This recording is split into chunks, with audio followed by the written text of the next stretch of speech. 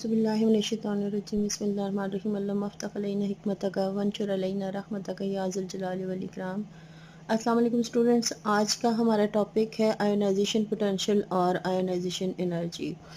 हम लोग third chapter जो है वो पढ़ रहे हैं जिसमें periodicity of properties main topic है और फर्स्ट जो प्रॉपर्टी हमने पढ़ी थी वो है एटॉमिक साइज़। अब सेकंड प्रॉपर्टी जो है पीरियोडिसिटी ऑफ प्रॉपर्टीज़ में वो है आयोनाइजेशन पोटेंशियल। आयोनाइजेशन पोटेंशियल को समझने के लिए पहले आप पीरियोडिक टेबल को देखें, इसको थोड़ा सा रिवाइज कर लेते हैं कि हमने पीरियोडिक टेबल में पढ़ा था कि इसमें 8 ग्रुप में जो है वो एलिमेंट्स को डिवाइड किया गया है। अब ग्रुप्स का क्या मतलब है, इस ग्रुप में जितने भी हर ग्रुप का जो नंबर होगा हर एलिमेंट के लास्ट शेल में उतने ही उसके इलेक्ट्रॉन होंगे। यानी फर्स्ट ग्रुप में जो एलिमेंट्स हैं उनका जो वैलेंस शेल होगा या लास्ट शेल होगा उसमें एक इलेक्ट्रॉन होगा। सेकंड ग्रुप के जो एलिमेंट्स होंगे उनके लास्ट शेल में 2 इलेक्ट्रॉन होंगे। लाइकवाइज थर्ड चैप्टर पे आ जाए, थर्ड ग्रुप में आ जाए तो थर्ड ग्रुप के लास्ट में या वैलेंस शेल में कितने इलेक्ट्रॉन्स होंगे? 3। फोर्थ के लास्ट शेल में 4 इलेक्ट्रॉन, फिफ्थ के 5 इलेक्ट्रॉन। 6 ग्रुप है तो इसके सारे एलिमेंट्स का जो वैलेंस शेल होगा उसमें 6 इलेक्ट्रॉन्स होंगे। ये 7th ग्रुप है, हेलोजन ग्रुप है, इसके लास्ट शेल में कितने होंगे? 7 इलेक्ट्रॉन या 7 इलेक्ट्रॉन। और 8th है तो इसके आखिरी शेल में 8 इलेक्ट्रॉन होंगे। अब जो चीज़ यहाँ पर समझने की है वो ये देखें कि जितने भी एलिमेंट्स के एटम्स हैं वो सारे जो हैं वो ये ट्राई करते हैं कि उनका लास्ट शेल जो है वो कंप्लीट हो। अब 8th ग्रुप इसीलिए इनर्ट है, इसको कहते हैं नॉन रिएक्टिव ग्रुप है, ये किसी के साथ रिएक्ट नहीं करता क्योंकि इसका जो लास्ट शेल है वो कंप्लीट है, इसमें 8 इलेक्ट्रॉन है। ऑक्टेट रूल के अकॉर्डिंग इनका ऑक्टेट जो है वो कंप्लीट है। ऑक्टेट रूल क्या होता है कि हर एलिमेंट ये चाहता है कि उसके लास्ट शेल में 8 इलेक्ट्रॉन हो सिवाय किसके? हाइड्रोजन के और हीलियम के। हाइड्रोजन के जो है वो एक ही शेल होता है तो आपको पता है, आप पहले पढ़ चुकी हैं कि फर्स्ट शेल में मैक्सिमम 2 इलेक्ट्रॉन्स एकमोडेट हो सकते हैं, तो 2 इलेक्ट्रॉन्स होंगे, जबकि बाकी सारे जो हैं इसमें हीलियम में 2 है, ये भी कंप्लीट है। हीलियम के अलावा जो rest of elements in the 8th groups are complete with 8 electrons. अब इनका लास्ट शेल जो है 8 इलेक्ट्रॉन है, इसलिए ये नॉन रिएक्टिव है, ये किसी के साथ रिएक्ट नहीं करता। बाकी के क्यों रिएक्ट करते हैं? क्योंकि बेसिक उसकी रीज़न क्या होती है कि वो चाहते हैं कि उनका लास्ट जो शेल है उनका वो कंप्लीट हो जाए। जो 2 वाले हैं उनके इस रूल को जो है वो डुप्लेट रूल कहते हैं और जिनके 8 इलेक्ट्रॉन होते हैं उसको ऑक्टेट रूल कहते हैं। यानी जो लास्ट शेल में 2 इलेक्ट्रॉन जो है वो कंप्लीट करना चाहते हैं वो डुप्लेट रूल हो गया, जो 8 इलेक्ट्रॉन कंप्लीट करना चाहते हैं वो कौन सा रूल हो गया? Octet rule. तो अकॉर्डिंग टू ऑक्टेट रूल अब देखें कि अब फर्स्ट ग्रुप के हम देखते हैं, फर्स्ट ग्रुप के लास्ट शेल में 1 इलेक्ट्रॉन है, तो इसका ये चाहेगा कि मेरे जो है ग्रुप में जो फर्स्ट हाइड्रोजन को छोड़ के बाकी ये चाहेंगे कि ऑक्टेट रूल को ओबे करें और हमारे ऑक्टेट जो है वो कंप्लीट हो, यानी 8 इलेक्ट्रॉन हो। इसी तरह सेकंड ग्रुप है, फिर थर्ड से लेके 7th ग्रुप तक जो है वो अपना ऑक्टेट को कंप्लीट करना चाहते हैं। तो अब हम देखते हैं कि इनका ऑक्टेट कंप्लीट कैसे होगा, यानी इनके जो लास्ट शेल में 8 इलेक्ट्रॉन कैसे होंगे। अब इसमें कितनी जो है वो डेफिशिएंसी है। अब हम इसमें से कुछ एग्जांपल्स ले लेते हैं। चले आए हम एग्जांपल लेते हैं, यहाँ पर इसकी ले लेते हैं ये फर्स्ट ग्रुप में से सोडियम की एग्जांपल ले लेते हैं। सोडियम का एटॉमिक नंबर क्या है जी? सोडियम का एटॉमिक नंबर है 11 और एटॉमिक मास इसका 23 होता है। सेकंड एग्जांपल हम ले लेते हैं जी मैग्नीशियम की, सेकंड ग्रुप में से इसका एटॉमिक नंबर जो है वो 12 है, यानी 12 है। और अब हमें इसकी मासेस नहीं चाहिए क्योंकि हम इलेक्ट्रॉनिक इसका लिखना चाहते हैं, इलेक्ट्रॉनिक कॉन्फ़िगरेशन, इसका एटॉमिक नंबर लिखते हैं। उसके बाद हम 6 और 7th ग्रुप पे चले जाते हैं, तो 6 और 7th ग्रुप में से हम ऑक्सीजन का एक एग्जांपल ले लेते हैं। यानी अब सारी तो हम सारे ग्रुप्स में से नहीं ले सकते, तो लास्ट और शुरू के और लास्ट के हम ले लेते हैं। 8th ग्रुप तो रिएक्ट ही नहीं करता, तो 6 7th में से एक एग्जांपल ले लेते हैं। तो ऑक्सीजन जो है उसका एटॉमिक नंबर क्या होता है? 8 होता है। उसके अलावा हम फ्लोरीन की एग्जांपल ले लेते हैं। फ्लोरीन का एटॉमिक नंबर कितना है? 9। अब इनके एटॉमिक स्ट्रक्चर हम बारी बारी बनाते हैं। एटॉमिक स्ट्रक्चर क्या होगी? सोडियम के जो है वो कितने हैं? 11 इलेक्ट्रॉन्स हैं, तो फर्स्ट में कितने आ जाएंगे? ये इसका न्यूक्लियस आ गया। न्यूक्लियस में क्या होते हैं? प्रोटॉन और न्यूट्रॉन। प्रोटॉन कितने हैं यहाँ पर? 11 एटॉमिक नंबर है तो 11 ही प्रोटॉन होंगे और 12 इसमें न्यूट्रॉन्स आ जाएंगे। फर्स्ट शेल में मैक्सिमम कितने इलेक्ट्रॉन्स होते हैं? 2। अब इसमें हमने कितने इलेक्ट्रॉन्स आए हैं? 11 हमने इसमें डालने हैं। तो पहले फर्स्ट यानी के शेल में 2 इलेक्ट्रॉन हो गए, दूसरे में हम 10 डाल देते हैं, सॉरी 8 इलेक्ट्रॉन्स आ जाएंगे। 1 2 3 4 5 6 7 8, क्योंकि आपने पढ़ा है कि एल शेल में जो है कितने इलेक्ट्रॉन एकोमोडेट कर सकता है? 8 इलेक्ट्रॉन, मैक्सिमम 8 इलेक्ट्रॉन आएंगे। इससे आगे जो होंगे वो थर्ड शेल में चले जाएंगे। तो थर्ड शेल में अब 2 पहले में आ गए, 8 दूसरे में आ गए, टोटल कितने हो गए? 10। एक इलेक्ट्रॉन बच गया। अब एक इलेक्ट्रॉन जो है वो इसका इधर आ जाएगा थर्ड शेल में। तो इसके वैलेंस शेल में कितने इलेक्ट्रॉन होते हैं? फर्स्ट ग्रुप का है तो वैलेंस शेल में कितने इलेक्ट्रॉन आ गए? 1।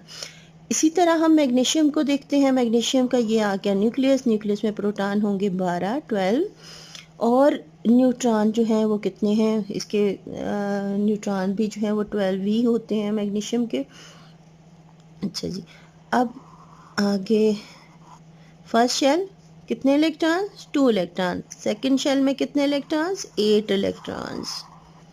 अब 8 और 2 कितने हो गए? 10। हम 8 ही लिख लेते हैं, 8 इलेक्ट्रॉन, तो 8 और 2 कितने हो गए? 10। और बाकी कितने बच गए? 2। तो इसके मैग्नीशियम के जो वैलेंस इलेक्ट्रॉन्स कितने आ गए? वैलेंस शेल में कितने इलेक्ट्रॉन्स आएंगे? 2। ऑक्सीजन की तरफ आते हैं जी। ऑक्सीजन का देखें, ये मैग्नीशियम हो गया। अब ऑक्सीजन का देखें, ऑक्सीजन का प्रोटॉन कितने हैं जी? 8, न्यूट्रॉन भी 8। फर्स्ट शेल में कितने इलेक्ट्रॉन आ गए? 2 और 2, टोटल 8 इलेक्ट्रॉन्स हैं। तो फर्स्ट शेल में 2 और सेकंड में कितने आ गए जी? 6 ही बचते हैं ना, तो इसमें आ गए 6। 1 2 3 4 5 एंड 6 इलेक्ट्रॉन आ गए। अब फ्लोरीन में कितने हैं जी? फ्लोरीन का हम बनाते हैं।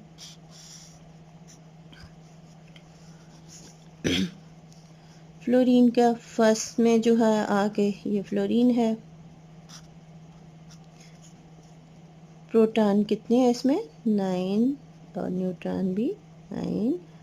इसमें फर्स्ट शेल में कितने आ गए जी? 2 इलेक्ट्रॉन्स। बाकी कितने बच गए?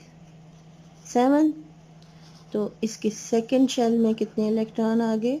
7। 1 2 3 4 5 6 7। अब सब में हम देखते हैं कि क्या डेफिशिएंसीज है। सोडियम में देखें 1 इलेक्ट्रॉन है तो 8 पूरे करने के लिए इसको कितने चाहिए? 7। अब इसके पास 2 ऑप्शंस हैं, या तो ये 7 कहीं से ले या फिर अपना भी 1 दे दे। तो कौन सी चीज़ ज़्यादा इजी है, 7 लेना या 1 देना? तो 1 देना जो है वो 7 लेने से ज़्यादा इजी है, इसलिए 1 जो है यहाँ से रिमूव कर देते हैं। लेकिन जब एक हम 1 इलेक्ट्रॉन इसमें से रिमूव करेंगे तो क्या होगा? इलेक्ट्रॉन एक कम हो जाएगा। इलेक्ट्रॉन के ऊपर कौन सा चार्ज होता है? इलेक्ट्रॉन के ऊपर नेगेटिव चार्ज होता है, प्रोटॉन के ऊपर पॉजिटिव चार्ज होता है। अब जो न्यूट्रल इसीलिए एटम होता है कि उसमें पॉजिटिव चार्ज और नेगेटिव चार्ज इक्वल होते हैं।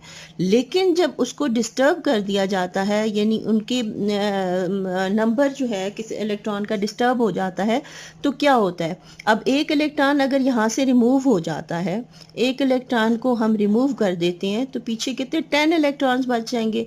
इट मीन्स कि नेगेटिव चार्ज कितने हो जाएंगे सोडियम में? 10। लेकिन प्रोटॉन तो हमने रिमूव नहीं किया, प्रोटॉन कितने होंगे? 11। तो कितने पॉजिटिव चार्ज कितने ज़्यादा हो गए? 1। यानी 10 तो 10 को कैंसिल कर देंगे, लेकिन एक प्रोटॉन जो है वो इसमें ज़्यादा हो जाएगा। तो फिर हम जब सोडियम का सिंबल लिखते हैं तो Na+ चार्ज यहाँ पर लिख देते हैं।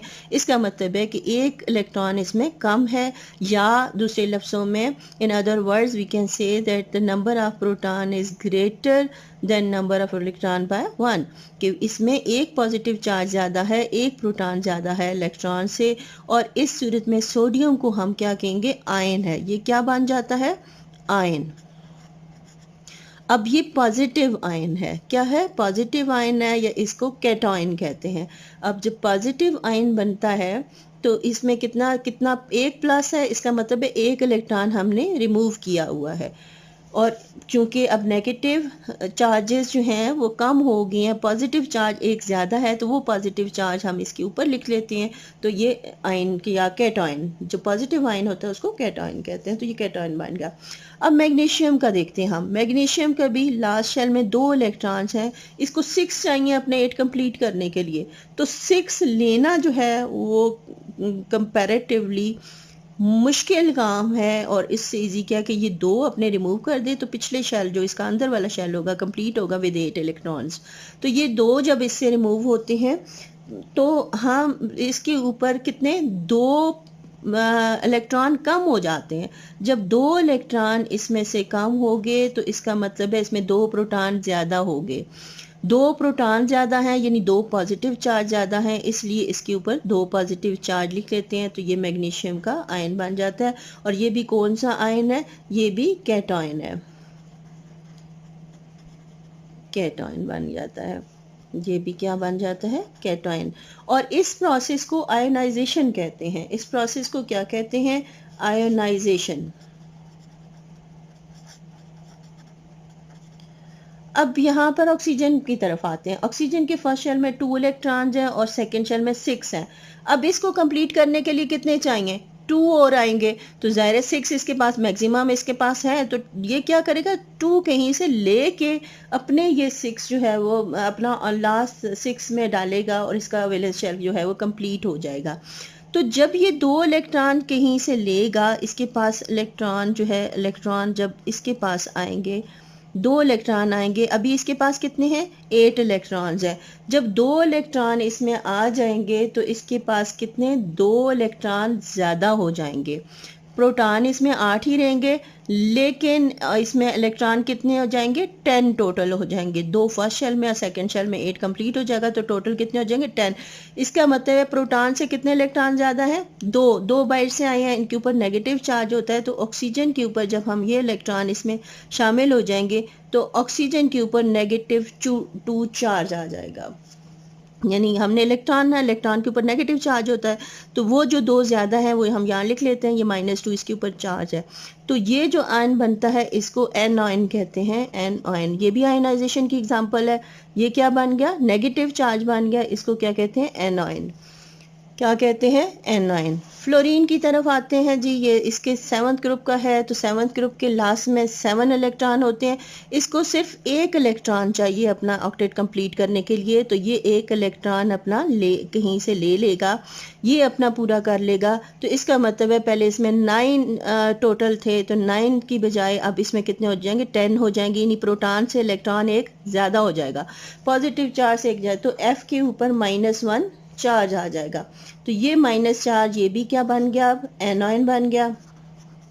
और एनायन जो है वो इस प्रोसेस सारे को, चाहे वो कैटायन बनते हैं या एनायन बनते हैं, इस सारे प्रोसेस को आयोनाइजेशन बोलते हैं। This process is called ionisation.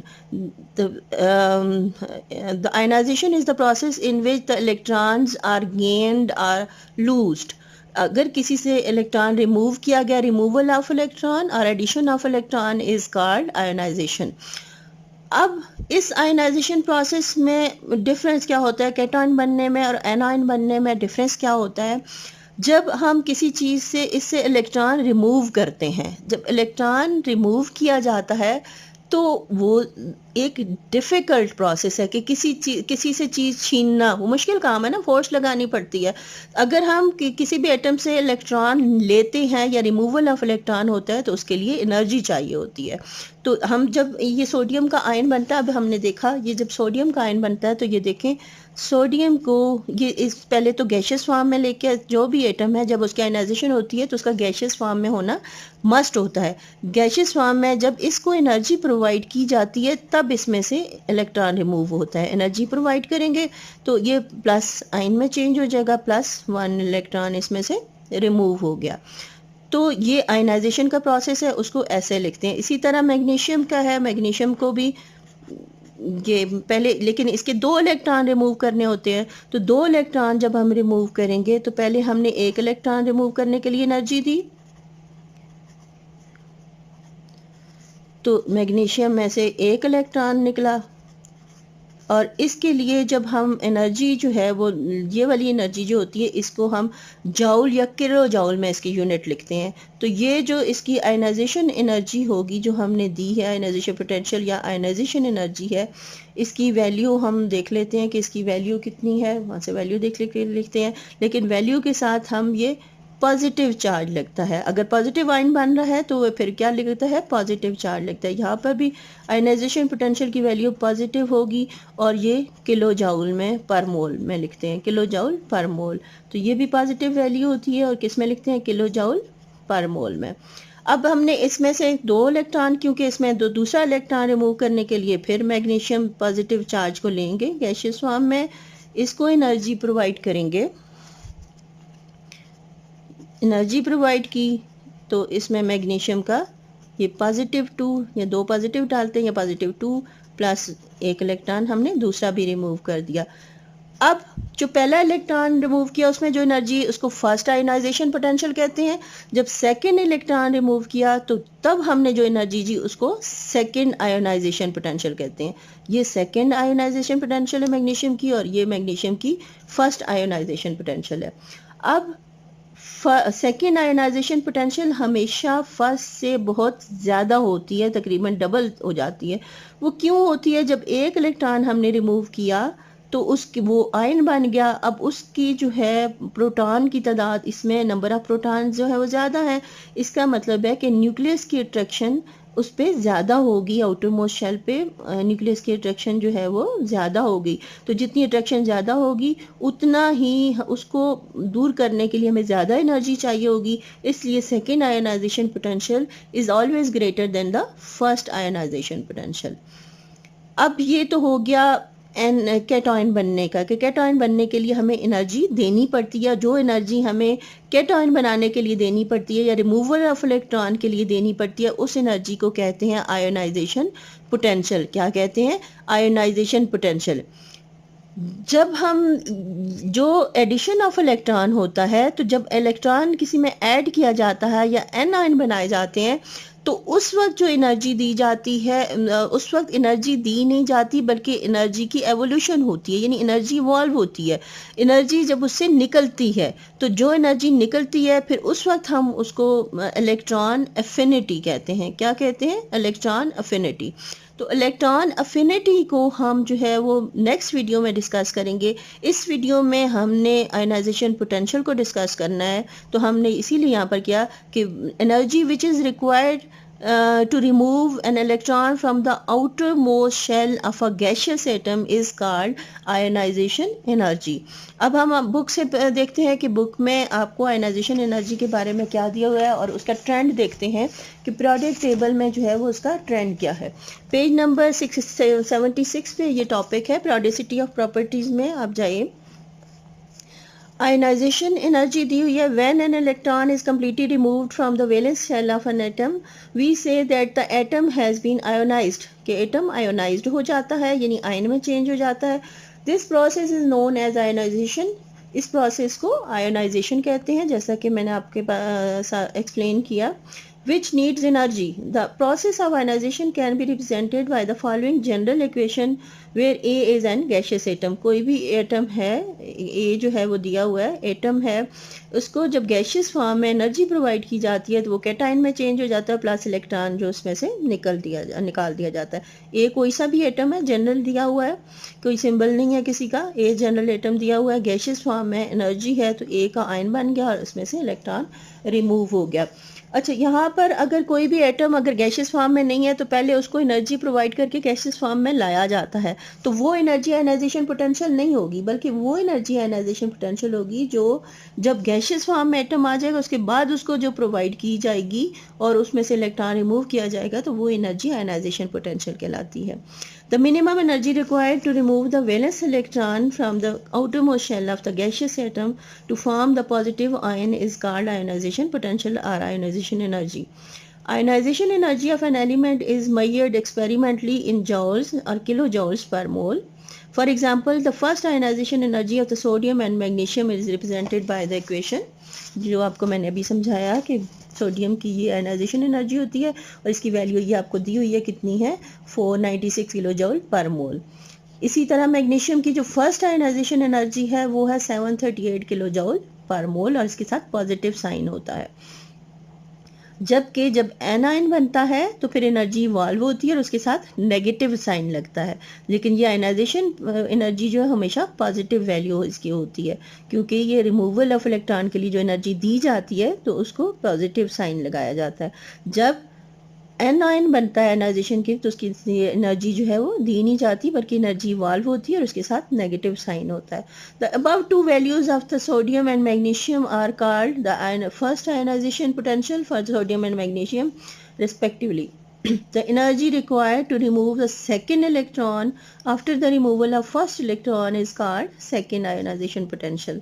कि जब फर्स्ट होता है इलेक्ट्रॉन रिमूव किया जाता है तो वो फर्स्ट आयनाइजेशन पोटेंशियल होती है, जब सेकंड इलेक्ट्रॉन रिमूव किया जाता है तो वो उसको क्या कहते हैं, जो एनर्जी दी जाती है उसको सेकंड आयनाइजेशन पोटेंशियल कहते हैं।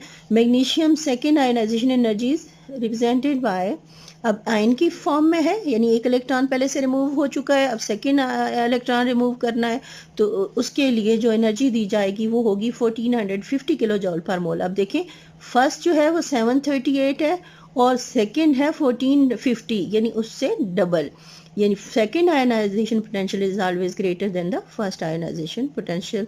अब चीज आपको डिफरेंट वैल्यूज इस चार्ट में दी हुई हैं, आप इसके में से देख सकते हैं। अब जो फैक्टर्स पे डिपेंड करती है आयनाइजेशन पोटेंशियल वो कौन कौन से हैं। It is observe that ionization energies of atoms depends upon several factors. These are atomic radius of the atom, एक तो रेडियस पे डिपेंड करती है यानी रेडियस जितना ज़्यादा होगा एटॉमिक साइज भी उतना ही बड़ा होगा और जितना एटॉमिक साइज बड़ा होगा वैलेंस शेल न्यूक्लियस से उतना ही दूर होगा, और वैलेंस शेल जब न्यूक्लियस से दूर होता है तो फोर्स ऑफ अट्रैक्शन भी न्यूक्लियस की उस पर कम हो जाती है।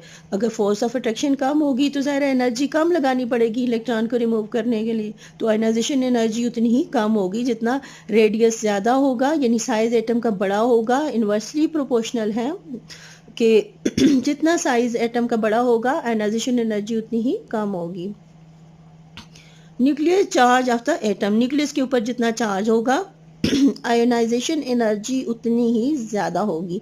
शील्डिंग इफेक्ट भी है कि अंदर के जो इलेक्ट्रॉन्स होते हैं अगर साइज बड़ा होगा तो उसमें शील्डिंग इफेक्ट भी अंदर के इलेक्ट्रॉन का ज़्यादा होगा, जिसकी वजह से आयनाइजेशन पोटेंशियल जो है वो उस पर इफेक्ट होगी। इलेक्ट्रॉनिक कन्फिग्रेशन भी जितनी जिस एटम की जिस तरह की इलेक्ट्रॉनिक कन्फिग्रेशन होगी वो भी इंटरलिंक्ड है ये सारे फैक्टर्स, कि जितना एटॉमिक नंबर ज़्यादा होगा एटॉमिक साइज ज़्यादा होगा एटॉमिक कन्फिग्रेशन जो है उसकी डिफरेंट होगी, तो उस लिहाज से उसके साथ जो है आयनाइजेशन पोटेंशियल भी इफेक्ट होगी। अब इसमें ट्रेंड्स हम देखते हैं कि पीरियोडिक टेबल में इसके ट्रेंड्स क्या हैं, कि पीरियोडिक टेबल में कैसे होते हैं। तो पीरियोडिक टेबल हम देख लेते हैं। पहले हम ग्रुप में देखते हैं कि आयनाइजेशन पोटेंशियल जो है वो ग्रुप में कैसे, जब हम टॉप टू बॉटम आते हैं तो आयनाइजेशन पोटेंशियल हमेशा डिक्रीज हो रही है। जब टॉप टू बॉटम सारे ग्रुप्स में ये ग्रुप्स हैं, जब हम टॉप टू बॉटम आएंगे तो इस तरह जो टॉप पे होगा उसकी आयनाइजेशन पोटेंशियल जो है वो सबसे ज़्यादा होगी, जो जो हम नीचे आएंगे तो आयनाइजेशन पोटेंशियल जो है वो कम होना शुरू हो जाएगी। तो क्यों कम होगी कि जो जो हम नीचे आते हैं तो एटॉमिक का साइज़ जो है वो क्या होता है, एटॉमिक साइज़ जो है वो इंक्रीज़ होता जाता है। तो जो जो एटॉमिक साइज़ इंक्रीज़ होगा तो हमें कम एनर्जी लगानी पड़ेगी क्योंकि फोर्स ऑफ अट्रैक्शन उस पर कम हो जाएगी। तो टॉप टू बॉटम हमेशा आयनाइजेशन एनर्जी जो है वो डिक्रीज़ होती है। जो टॉप पे होगा उसकी मैक्सिमम होगी, किसी भी ग्रुप में देख लें ये टॉप पे है हीलियम तो हीलियम की मैक्सिमम होगी आयनाइजेशन पोटेंशियल, और ये जो है बॉटम पे है तो इसकी आयनाइजेशन एनर्जी जो है वो मिनिमम होगी। जब हम ग्रुप में पीरियड में बात करते हैं तो पीरियड में जब हम लेफ़्ट टू राइट आते हैं तो left to right ionization energy increase हो रही है। अब जो वेरी राइट या एक्सट्रीम लेफ़्ट साइड पे होगा उसकी सबसे कम होगी, और जो एक्सट्रीम राइट साइड पे होगा उसकी आयनाइजेशन एनर्जी सबसे ज़्यादा होगी। हमने ग्रुप में क्या पढ़ा, टॉप की ज़्यादा होती है और बॉटम की सबसे कम होती है, लेकिन पीरियड में हमने ये पढ़ा लेफ़्ट साइड पे सबसे कम होती है और राइट साइड पे सबसे ज़्यादा होती है। खुश रहिए, खुशियाँ बांटिए। अल्लाह हाफिज़।